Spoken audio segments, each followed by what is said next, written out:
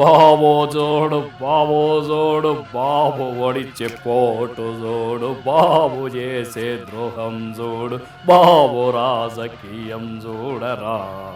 అమ్మ బాబోయ్, భాషా సినిమాలో రజనీకాంత్ కు మించిపోయే పర్ఫార్మెన్స్ చేస్తున్నాడు కదా ఈ బాబు గారు. బాబు బాబు బాబు బాబు 15 సార్లు చెప్తే 100 సార్లు చెప్పినట్టు. అదేం డైలాగ్ బాబు గారు, మామూలుగా ఒక్కసారి చెప్తే 100 సార్లు చెప్పినట్టు అంటారు కదా. మన రూటే సపరేటు, మన రేటే వెరీ వేటు. సినిమాల్లో కొన్ని డైలాగులు పనికొస్తాయేమో కానీ అదే పాలిటిక్స్ లో పక్కాగా చెప్పే డైలాగులే పనికొస్తాయి. అందుకే మనం 15 సార్లు చెప్తే 100 సార్లు చెప్పినట్టు, 15 రూపాయలు ఇస్తే 100 రూపాయలు ఇచ్చినట్టు. అంటే మీ దగ్గర పనిచేసే వాళ్ళందరికీ 100 రూపాయలకు బదులు 15 రూపాయలే ఇస్తారా? అలా అంటారేంటి? నా విజన్ మీకు అర్థం కావట్లేదా? నాకే కాదు, ఎవ్వరికి ఎప్పటికీ అర్థం కాదు. నేను 15 రూపాయలు ఇస్తే 100 రూపాయలు ఇచ్చినట్టు తెలుసా? అబ్బా, అయితే మీరు హోటల్కు పోయి ఓ బిర్యానీ తినండి. అక్కడ 100 రూపాయలకు బదులు 15 రూపాయలు ఇచ్చి నేను 15 ఇస్తే 100 ఇచ్చినట్టు అనే డైలాగ్ కొట్టండి. అప్పుడు గాని పిండి రుబ్బిచ్చడో గిన్నెలు కడిగిచ్చడో చేస్తారు. అప్పటి వరకు బయటికి పంపరు. నేను చెప్పేది అలా కాదు అంజలి గారు. నేను ఇచ్చే 15 రూపాయలతో మీరు 100 రూపాయలు సంపాదించుకునే అవకాశాలు ఏర్పాటు చేస్తాను. ఒక అవకాశవాదొచ్చి అవకాశం గురించి మాట్లాడితే నవ్వుకుంటారు చూసేవాళ్ళు. అయినా నేను ఎత్తి మీద 100 పెడితే ఎవరు 15 కొనరు. అట్లాంటిది నువ్వు 15 ఇస్తే 100 ఇచ్చినట్టు అంటే నమ్ముతారా ఎవరన్నా? అలా ఎందుకు? ఎప్పుడు చూడు నా జేబులో ఇదిగో 100 రూపాయలు ఉన్నాయి.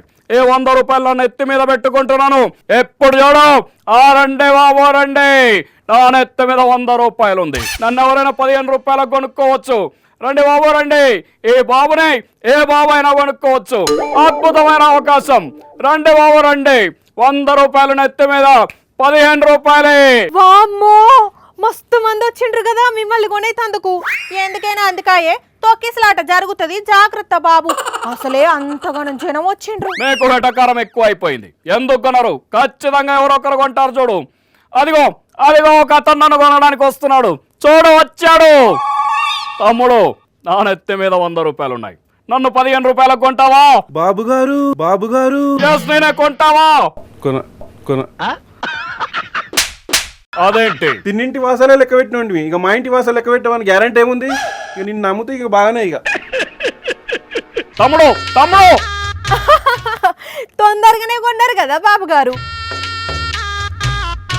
అయినా మీ నెత్తి మీద 100 ఉన్నా 15 రూపాయలు కొంటలేరంటే మీరు 15 ఇస్తే 100 సంపాదించుకోవచ్చు అంటే నమ్ముతారా?